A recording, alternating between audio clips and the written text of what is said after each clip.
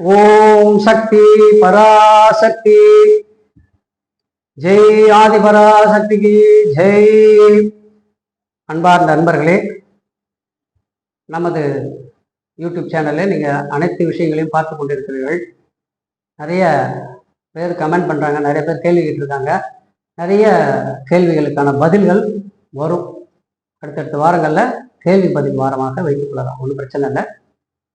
இப்போ நீங்கள் இந்த சேனலில் நீங்கள் வரக்கூடிய விஷயங்களை முதல்ல நீங்கள் சேனலை சப்ஸ்கிரைப் பண்ணுங்கள், பெல் பட்டனை கிளிக் பண்ணுங்கள், அதுக்கப்புறமா ஷேர் பண்ணுங்கள். நிச்சயமாக நீங்கள் ஷேர் பண்ணுற நான் சொல்கிறதுக்கு முன்னாடியே நீங்கள் ஷேர் பண்ணிடுங்கிறது எனக்கு தெரியும். இவருடைய விஷயமா நல்லா இருக்கும் அப்படிங்கிற மாதிரியான ஒரு விஷயம் இருக்கும். புதுச்சேரியிலேருந்து வாசுதேவன், அதாவது சக்தி என்று சொல்லக்கூடிய அம்பாளை பற்றி நம்ம பார்க்க போகிறோம். பார்வதி தேவி, விநாயக பெருமானை பார்த்துட்டோம், முருகப்பெருமானை பார்த்துட்டோம், சிவபெருமானை பார்த்துட்டோம். எல்லாருக்கும் அவ்வளோதானா அப்படிலாம் கிடையாது. நம்ம விநாயகரை பற்றி நிறைய விஷயங்கள் நிறைய அப்பப்போ பேசுவோம். முருகப்பெருமானை பற்றி அப்பப்போ நிறைய பேசக்கூடிய விஷயங்கள் இருக்கு. சிவபெருமானை பற்றி எண்ணிலடங்கான கதைகள் இருக்கிறது, நிறைய விஷயங்கள் பேசுவோம். இப்போ சந்திரன் என்று சொல்லக்கூடிய அம்பாள் பார்வதி தேவி, ஒரு குடும்பத்தில் உள்ளவனா ஒருத்தரை தொட்டோம்னா 4 பேரையும் பார்க்கணும். அப்போ நம்ம சிவபெருமானை பார்த்தாச்சு, அவங்க 2 குழந்தைகளையும் பார்த்தாச்சு. இப்போ அவங்க மனைவியை பற்றி பார்க்க போகிறோம். பார்வதி தேவி என்று சொல்லக்கூடிய பார்வதி தேவியை பற்றி நம்ம பார்க்க போகிறோம். பார்வதி தேவிக்கு யார் கிரகம், யார் அந்த கிரகமாக இருக்கிறார்கள் என்பதை பார்த்தால் சந்திர கிரகம். சந்திர சகோதரியே நமஹா, சந்திரனுடைய சகோதரி அப்படின்னு சொல்லக்கூடிய தாயார் சந்திரன். சந்திரன் என்றால் நீர், நீர் என்றால் மாரி, மாரி என்றால் மாரியம்பி. இப்படின்னு நிறைய விஷயங்கள் இருக்கு. இப்ப நம்ம எங்கெல்லாம் நீர் நிறைகள் நிறைந்திருக்கிறதோ அங்கெல்லாம் சந்திரனுடைய ஆசிகள் நிறைந்திருக்கிறது என்று அர்த்தம். எங்கெல்லாம் சூரிய பகவானுடைய ஒளி அதிகமாக இருக்கிறதோ, எங்கெல்லாம் சூரிய பகவானுடைய ஆதிக்கம் அதிகமாக இருக்கிறதோ அங்கெல்லாம் சூரியனுடைய அந்த சிவபெருமானுடைய ஆதிக்கம் அதிகமாக இருக்கிறது என்று அர்த்தம். எங்கெல்லாம் ஒரு கோபம் வெளிப்பாடுகள் இருக்கிறதோ, எங்கெல்லாம் ஒரு கோப தன்மை இருக்கிறதோ அங்கெல்லாம் முருகப்பெருமானுடைய ஆதிக்கம் இருக்கிறது என்று அர்த்தம். எங்கெல்லாம் அதிக நட்பு ரீதியாலான நல்ல விஷயங்கள், பக்தி சாரங்கள், பக்தி சிரத்தைகளான விஷயங்கள் நடக்கிறது என்றால் அங்கே விநாயக பெருமான் அவர்கள் இருக்கிறது என்று அர்த்தம். அழகு இருக்கும் இடத்துல யார் இருப்பான்னா மீனாட்சி அம்பாள் இருப்பாள். அழகு இருக்கும் இடத்துல யார் இருப்பாள் என்றால் பார்த்தா லட்சுமி அம்பாள் இருப்பாள். அழகு என்பது லக்ஷ்மியினுடைய கடாட்சம். அழகு எங்கெல்லாம் இருக்கிறதோ அங்கெல்லாம் லக்ஷ்மி உட்கார்ந்துருவாள். லக்ஷ்மிக்கும் சரஸ்வதிக்குமான வித்தியாசங்கள் அடுத்தடுத்து வரக்கூடிய விஷயங்களை நம்ம பார்ப்போம். இப்போ நம்ம சந்திரன் என்று சொல்லக்கூடிய அம்பாளை பத்தி, பார்வதி தேவியை பத்தி நம்ம பார்க்க வருகிறோம். முருகப்பெருமான் நெற்றிக்கண்ணிலிருந்து பிறந்தார். சிவபெருமானுடைய நெற்றிக்கண்ணிலிருந்து சிவபெருமான் பிறந்தார்னு பார்க்கணும். அப்ப விநாயகர் பெருமான் எங்கிருந்து வந்தாரு அப்படின்னு பார்க்கும்போது போர் முடிந்து திரும்ப வருகிறார் சிவபெருமான். போர் முடிந்து திரும்ப வருகையிலே பார்வதி தேவி தன்னுடைய உடைமைகளை துவைத்து வைத்து குளிக்க செல்கிறாள், நீராடச் செல்கிறாள். அப்போ தனக்கு ஒரு காவலன் வேண்டுமே என்று மஞ்சளிலே ஒரு விநாயக பெருமான் வடிவமாக, முக்கோண வடிவமாக பிடித்து வைத்து வாசலிலே வைத்துவிட்டு நீ காவல்கார் என்று அதற்கு உயிரூட்டி செல்கிறார். சிவபெருமான் வருகிறார். அந்த காவல் தெய்வமாக இருக்கக்கூடிய விநாயகர் அங்கே இருக்கிறார். அவர் தடுக்கிறார். அந்த சண்டையெல்லாம் நம்ம அப்புறம் 100 நாளைக்கு 100 கதையில பார்ப்போம். அப்போ தடுக்கப்படும் போது அவருடைய தலை கொய்யப்படுகிறது. சிவபெருமானால அவருடைய தலை கொய்யப்படுகிறது. அப்போ பார்வதி பதறடித்துக் கொண்டு ஓடி வந்து பார்க்கிறாள். ஏன் விநாயகருக்கு தலை போச்சுங்கிற காரணத்தை நம்ம இன்னொரு நாளைக்கு பார்ப்போம். பார்வதி பதறடித்துக் கொண்டு வருகிறாள். இங்கே விநாயக பெருமானை பிடித்து வைத்திருந்தனே, இவன் ஒரு விக்னஹர்த்தன் ஒருத்தன் இருந்தானே, அவன் காணவில்லை என்போது தலை காணோம்.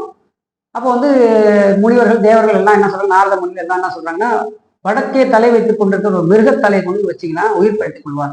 அப்போ வடக்கே படுத்துக் கொண்டிருக்கிற, வடக்கே உயிர் இருந்த ஒரு யானையின் தலையை கொண்டு வைக்கிறார்கள். அதான் விநாயக பெருமான் இல்லையா? இப்போ இந்த சந்திரன் என்று சொல்லக்கூடிய அம்பாள் பிடித்து வைத்த முதல் விநாயகர் தான் விநாயக பெருமான், யானையின் தலையாக கொண்டுள்ளவன். அப்போ குருவுக்கு மாத்திரம் யானை அதிபதி, யானை நல்லது செய்யுது அப்படிங்கிற மாதிரியான ஒரு விஷயம்லாம் இல்லாம இந்த விநாயக பெருமானுக்குள்ளும் குரு இருக்கிறார் அப்படின்னு ஒரு விஷயம் இருக்கு. தந்தைக்கு உபதேசம் செய்யறதுனால முருகப்பெருமானும் ஒரு குரு தான். அப்படி இந்த குரு கடாட்சம் பெறக்கூடிய ஒரு விஷயம் விநாயகரிடத்திலும் இருக்கிறது, முருகனிடத்திலும் இருக்கிறது, குரு பகவான் கிரகத்திலும் இருக்கிறது, தட்சிணாமூர்த்தி ரூபத்திலும் இருக்கிறது. அப்ப இந்த தாயார் என்று சொல்லக்கூடிய தண்ணீருக்கு அதிபதினு சொல்லுறோம். கடல், முக்கடல் சங்கமம், 4 கடல் சங்கமம், 5 கடல் சங்கமம், 7 கடல் இருக்குங்கிறாங்க. புரியுதுங்களா? வங்காள விரிகுடா, இந்தியன் ஓஷன், இப்படி நம்ம சுத்தி இருக்கக்கூடிய கடலுக்கெல்லாம் அதிபதி, தண்ணீருக்கெல்லாம் அதிபதி யாருன்னு பார்த்தீங்கன்னா நம்ம பார்வதி தேவி தான். அப்ப அந்த சந்திரன் என்று சொல்லக்கூடிய அந்த சந்திரனாக இருக்கக்கூடியவள் அம்பாள் பார்வதி தேவி, சூரியனாக இருக்கக்கூடியவர் சிவபெருமான், சந்திரனாக இருக்கக்கூடியவள் அம்பாள். இப்போ லக்ஷ்மி தேவி சரஸ்வதி தேவிலாம் தண்ணி இல்லையா? ஆமா, அவங்களும் ஜலம்தான். அப்போ லக்ஷ்மிக்கே ஒரு இது உண்டு, ஸ்தோத்திரம் உண்டு. சந்திர சகோதரியை நமஹ அப்படின்னு. சந்திர சகோதரி அப்படின்னா பார்வதி தேவியின் சகோதரியாக இருக்கக்கூடிய மூத்தவளாகவும் இருக்கலாம், இளையவளாகவும் இருக்கலாம், எப்படி வேணாலும் நீங்க வச்சுக்கலாம். அப்போ அந்த சந்திரனுக்கெல்லாம் அதிபதி. பெண்களுக்கு முக்கியமாக ஆண்களின் வடிவம் சிவபெருமான், பெண்களின் வடிவம் சந்திரன். அப்போ பாத்தீங்கன்னா சிவபெருமான் என்ன பண்ணிட்டாரு, ஒரு பாதியை அம்பாளுக்கு கொடுத்தாரு இல்லையா? ஒரு பாதி தான் வச்சுட்டாரு, ஒரு பாதியை அம்பாளுக்கு கொடுத்தாரு. இந்த அர்த்தநாரீஸ்வர சுரூபமே சூரிய சந்திர வடிவம். சிவபெருமான் பாதி, அம்பாள் பாதி. அப்ப பெண்ணுக்கு பாதி, ஆண் பாதி பெண் பாதி நின்றானவன் அப்படின்னு சொல்லக்கூடிய விஷயம். ஆண் பாதி பெண் பாதியாக நின்றார். பெண் பாதி இடது கை பாகம் பூரா சந்திரனுக்கு அதிபதி, வலது பாகம் பூரா சூரியனுக்கு அதிபதி. அப்ப சங்கல்பம் பண்ணும்போது இடது கையை கீழே வச்சு வலது கையை மேல வச்சுட்டு சுக்லாம் பரதரம் விட்டம் சதிவரம் சதுர்பதி பசந்தம் ஜாய்க்கு சர்பத்னோபசான் ஜாயே மமோ பாக்த சமஸ்த அப்படின்னு மந்திரங்கள் போயிட்டே இருக்கும். இடது கையை கீழே வச்சுட்டு சந்திரனுடைய கையை கீழே வச்சுட்டு வலது கையால் சூரியனால் மூடிக்கொண்டு வலது பாகத்திலே வைத்துக் கொண்டு சங்கல்பம் உறுதிமொழி ஏற்க வேண்டும் சுவாமி. அப்போ இடது பாகத்திலே இருக்கக்கூடிய சந்திரன் ஹிருதயம், வலது பாகத்திலே இருக்கக்கூடிய நாடிகள். அப்ப அந்த நாடி எல்லாம் பார்த்தீங்கன்னா அது பெருமாள் காரகமாக இருக்கிறார். காற்று உள்ள போனாதான் நரம்பு வேலை செய்யும். அப்போ நிறைய விஷயங்கள் நம்ம பார்க்க போறோம். இப்போ நம்ம ஒரு குடும்பத்தை பத்தி நம்ம இந்த வாரத்துல பார்த்திருக்கோம். விநாயகர் பெருமான், முருகப்பெருமான், சுவாமி, அம்பாள், 4 பேரை பத்தி நம்ம பார்த்திருக்கோம். இன்னொரு குழந்தை இருக்கு, ஐயப்பன். அது நம்ம அடுத்தடுத்த வாரங்கள்ல அந்த ஐயப்பனை பத்தியும் நம்ம நிறைய விஷயங்கள் பார்க்க வருகிறோம். அதனால சூரியனாக இருக்கக்கூடியவர் சிவபெருமான், சந்திரனாக இருக்கக்கூடியவர் அம்பாள், சகோதரக்காரகனாக செவ்வாயாக இருக்கக்கூடியவர் முருகப்பெருமான், நட்புக்காரகனாக இருக்கக்கூடியவர் கேது என்று சொல்லக்கூடிய விநாயகப் பெருமான். 4 பேரை பத்தி பார்த்துருக்கோம். 4 கிரகங்களை நம்ம கிட்டத்தட்ட ஓரளவுக்கு பார்த்தோம். கிரகங்கள்லாம் அவ்வளவுதானா வேலை அப்படின்னா கிடையாது. கிரகங்களை பத்தி சூரியனை பத்தி எடுத்தோம்னா அது பாட்டுக்கு ஒரு 2 மணி நேரம் பேசக்கூடிய வாய்ப்புகள் இருக்கிறது.